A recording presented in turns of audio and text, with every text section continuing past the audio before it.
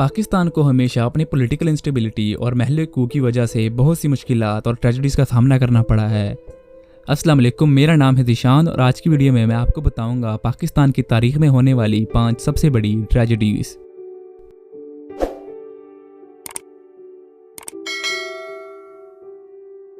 Number 5, 2005 का ज़लज़ला। 8 अक्टूबर सन 2005 को 8:50 और 40 सेकंड पर ज़लज़ला आया जिसने पाकिस्तान को लहरा कर रख दिया। और ये सिर्फ पाकिस्तान ही नहीं बल्कि जनूबी एशिया का भी सबसे बड़ा ज़लज़ला था। इस ज़लज़ले का मरकज़ मुज़फ़्फ़राबाद के करीब था। इस ज़लज़ले का मैग्नीट्यूड 7.6 था और इस ज़लज़ले से पूरा पाकिस्तान मुतासिर हुआ। इससे सबसे ज़्यादा नुकसान मुज़फ़्फ़राबाद को हुआ। हुकूमत पाकिस्तान की रिपोर्ट्स के मुताबिक इस ज़लज़ले में 87,350 लोगों की जानें गई, लेकिन कुछ अदाद-ओ-शुमार के मुताबिक मरने वालों की तादाद 1 लाख से भी ज़्यादा थी। अप्रॉक्सीमेटली 1,38,000 लोग ज़ख्मी हुए और तकरीबन 35 लाख लोगों को बेघर होना पड़ा। मरने वालों में से 19,000 की तादाद बच्चों की थी जो अपने स्कूल के मलबों के नीचे दबे हुए थे। इस ज़लज़ले में इंसानों के साथ साथ जानवरों को भी बहुत नुकसान हुआ, जिसमें 2.5 लाख के करीब फार्मी जानवर मारे गए। 1945 में क्वेटा में एक बहुत बड़ा और खतरनाक ज़लज़ला आया था, लेकिन उस वक्त पाकिस्तान को आज़ादी नहीं मिली थी और पाकिस्तान का वजूद नहीं था। नंबर 4, बेनज़ीर भुट्टो का कत्ल। बेनज़ीर भुट्टो पाकिस्तान और पूरी इस्लामी दुनिया की पहली खतून वज़ीर आज़म थी। अब आप बेनज़ीर भुट्टो को सपोर्ट करते हो या ना करते हो, लेकिन इस बात से इनकार नहीं किया जा सकता कि इसके नतीजे में आने वाले रद्द-ए-अमल इंतहाई संगीन थे।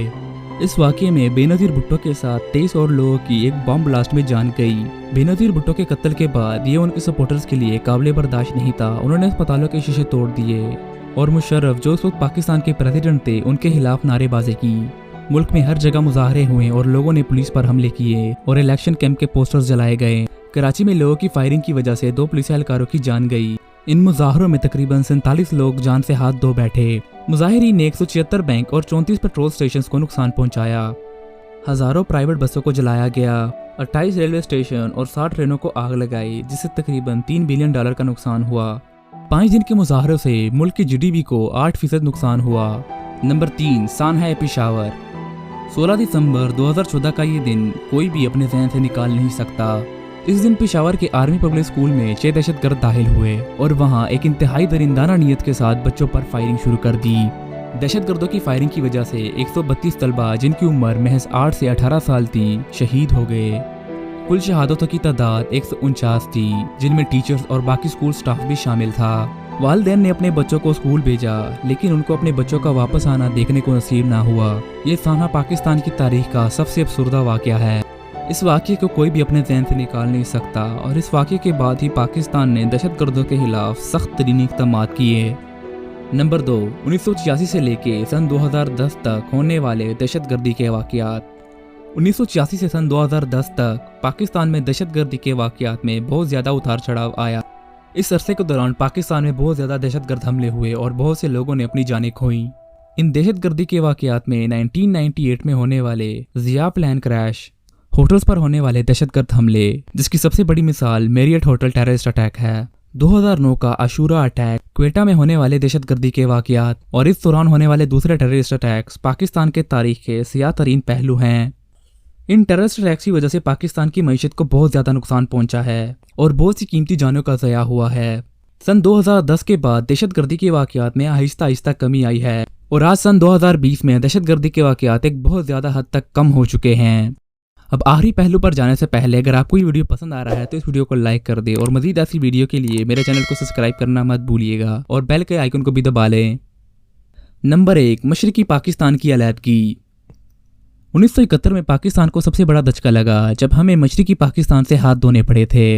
मशरकी पाकिस्तान 16 दिसंबर 1971 को हमसे अलहदा हुआ और एक अलग मुल्क बांग्लादेश के तौर पर दुनिया के नक्शे पर उभरा। इसकी अलहदगी की सबसे बड़ी वजह पॉलिटिकल पार्टीज के दरमियान इख्तिलाफ था।